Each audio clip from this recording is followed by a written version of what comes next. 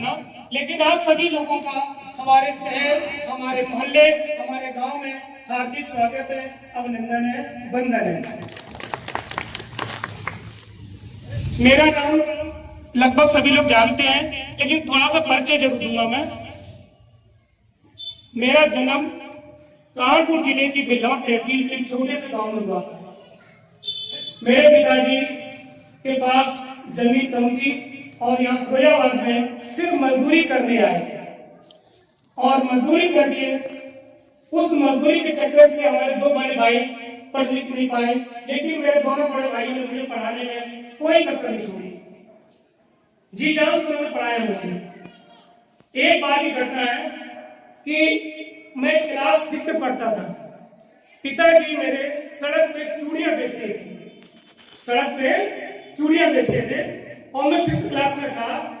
तो मैं जब वहां गया तो माहौल देख करके मुझे बड़ी अंदर से हीन भावना पैदा हुई।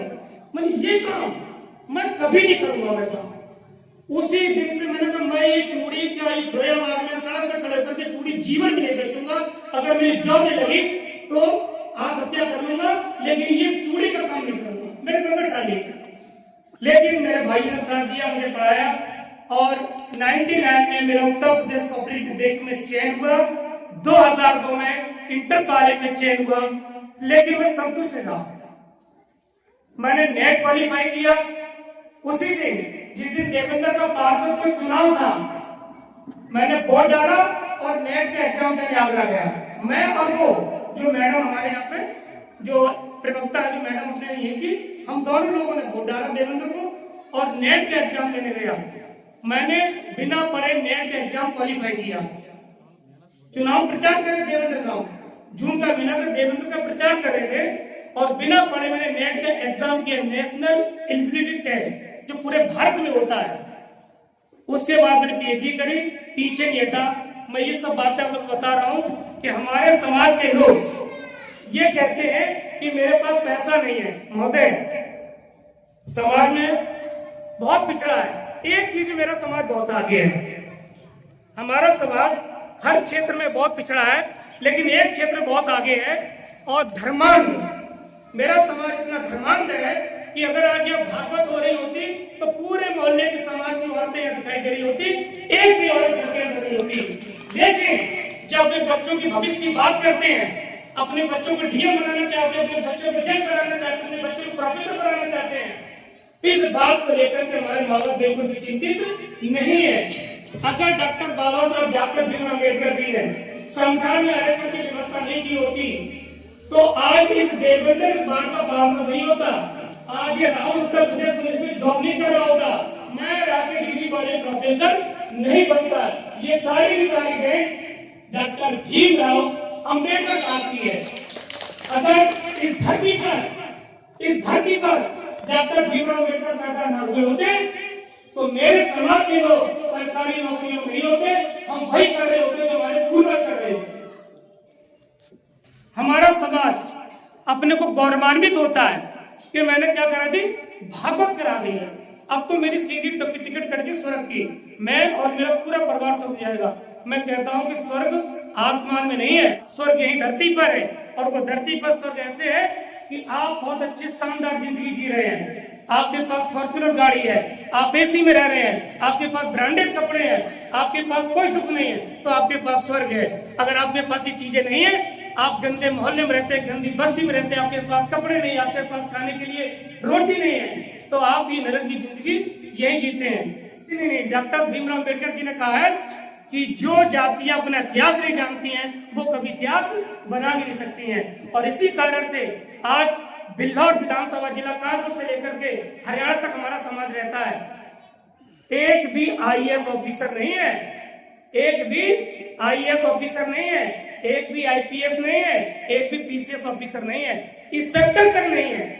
बड़ी को छोड़ दीजिएगा, हमारे समाज में इंस्पेक्टर तक की रैंक का कोई व्यक्ति नहीं है। इतना हमारा समाज पिछड़ा हुआ है। और जब तक आप बड़ी सोच से व्यक्ति नहीं बनेंगे, मैं कहता हूँ बड़ा व्यक्ति नहीं बन पाएंगे।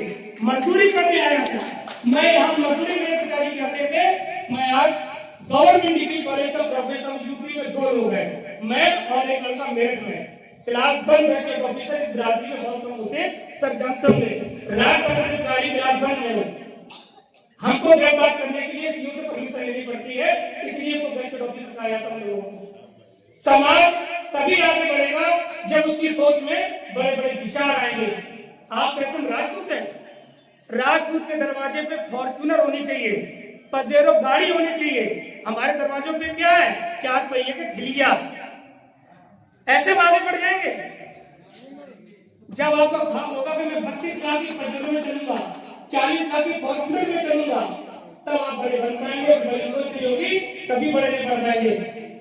हमारी नीचे बैठी हुई है, मैं संघर्ष कर रहा हूँ, टिकट नहीं मिलेगी, पिछली बार नहीं मिली, कोई बात नहीं है, लेकिन मन में प्रतिज्ञा है, बाबा साहब डॉक्टर भीमराव अम्बेडकर जी विश्वास है कि विधायक बनाकर ही मानूंगा, चाहे कुछ भी हो।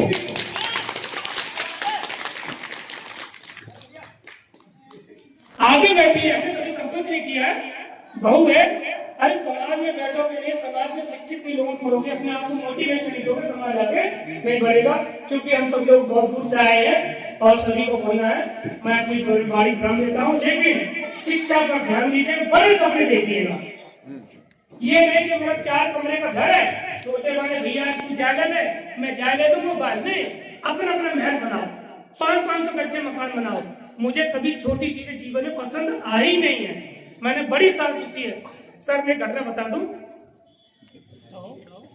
पदम सिंह नगला में सिसोदिया ठाकुर हमारी बारातें नहीं चलने देते थे। हिंदू, वो हिंदू है और हम भी हिंदू हैं, लेकिन हमारी बारातें नहीं चलने देते हैं। ज्ञाना यही होगा, ज्ञान का हमारा छोटा भाई एटा जिला में बंदर में बारात गई थी और मैं बारात में गया था। एक घर ठाकुर का था, लेकिन ठाकुर की बारात नहीं निकलने दी थी। सलेमपुर एक गांव पड़ता है हतरस के पास, सलेमपुर। एक घटना थी कि ठाकुर के सामने बिरादरी खटिया बैठ गया था, वो ठाकुर ने खटिया पलट के बिरादरी ऊपर बैठ गया था। और तुम कहते हो हिंदू है, तुम कहते हो राजपूत है, हमें कहता मैं तो उसे समझूंगा तुम राजपूत हो जब हर घर में एक डीएम बन जाएगा, एक एसपी बन जाएगा, एक जज बनेगा, एक कर्नल बनेगा, कोई लेफ्टिनेंट बनेगा, तो ठाकुर बनोगे यार, ऐसे ठाकुर बन जाओगे। बड़ा सोचिए, बड़ा करिए, तभी बड़ा बनोगे।